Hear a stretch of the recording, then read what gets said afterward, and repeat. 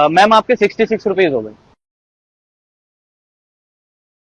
अच्छा मैम सुनिए, आप इस दूध की थैली का क्या करती हैं? दूध की थैली? भैया मैं इस दूध की थैली का क्या करूंगी? दूध को यूज करने के बाद इसकी थैली को फेंक देती हूँ। अच्छा मैम, आप ना इस दूध की थैली को फेंकिएगा मत। अगर आपको इसको फेंकना ही है ना, तो आप मुझे दे देना। क्यों भैया, आप क्या करोगे इसका? तो क्या है ना मैम, जैसे ही मान लीजिए अगर आपके पास ये दूध की 1 किलो थैली खाली जमा हो गई, तो ये सारी थैलियां आप मुझे दे देना। और उसके बदले कोई भी मेरी दुकान से 1 किलो का सामान लेके चले जाना, जैसे कि छोले हो गए, राजमा हो गए, चावल हो गए या फिर चीनी। तो उन खाली थैलियों के बदले आप ये सारा सामान 1 किलो का मेरे से ले जाना। क्या सच में? भैया आप मजाक तो नहीं कर रहे ना?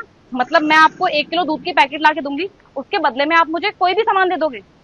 अरे नहीं नहीं मैम, मैं आपके साथ मजाक क्यों करूंगा। तो क्या है ना कि मेरे जितने भी कस्टमर्स है ना, मैंने सबको यही सेम चीज बोल रखी है। तो वो भी मुझे ये सब देके जाते हैं। और आप बाहर डस्टबिन देख रही हैं, उस डस्टबिन में अगर आप देखेंगी ना, तो उसके अंदर भी ये सब पड़ा होगा। ठीक है भैया, जैसे ही मेरे पास 1 किलो दूध की थैलियां जमा हो जाएंगी ना, मैं सीधा आपके पास लेके आ जाऊंगी। Thank you ma'am. वैसे भैया एक बात पूछूं आपसे, आप इस दूध की थैली का करते क्या है? वो क्या है ना मैम, ये सारा प्लास्टिक इकट्ठा करके ना मैं अपने दोस्त की फैक्ट्री में भिजवा देता हूँ। और वो इस प्लास्टिक का क्या करते हैं? तो क्या है ना मैम, कि मेरे दोस्त की ना एक फैक्ट्री है, जहाँ पे वो सारा प्लास्टिक मैन्युफैक्चर करता है। और उसी प्लास्टिक से कुछ ना कुछ बनाता रहता है।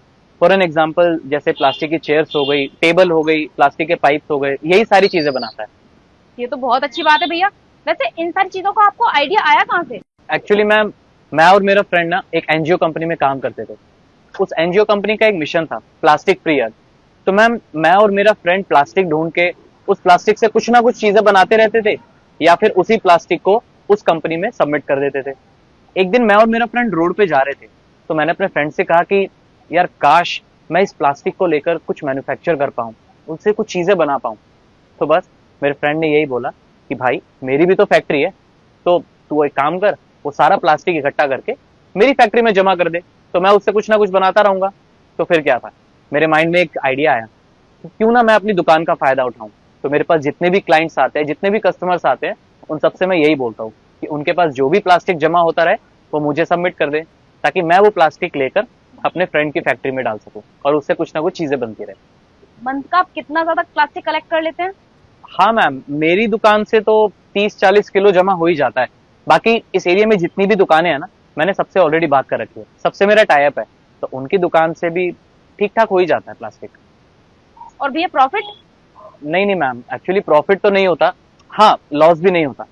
और वैसे भी मैम, हमने ये चीज प्रॉफिट कमाने के लिए थोड़ी ना स्टार्ट की थी। हमारा गोल तो कुछ और ही है। चलो भैया, ये तो बहुत अच्छी बात है। और मुझे ये जान के बहुत खुशी हुई कि हमारे देश में आप जैसे लोग हैं जो हमारे कल्चर और हमारी सोसाइटी के बारे में इतना ज्यादा सोचते हैं। अब से मुझसे जितना हो सकेगा ना, मैं उतना करूंगी। और यहाँ तक कि अपने दोस्तों को भी बोलूंगी कि वो भी ये चीज करें। जी शुक्रिया मैम। ठीक है भैया, मैं चलती हूँ।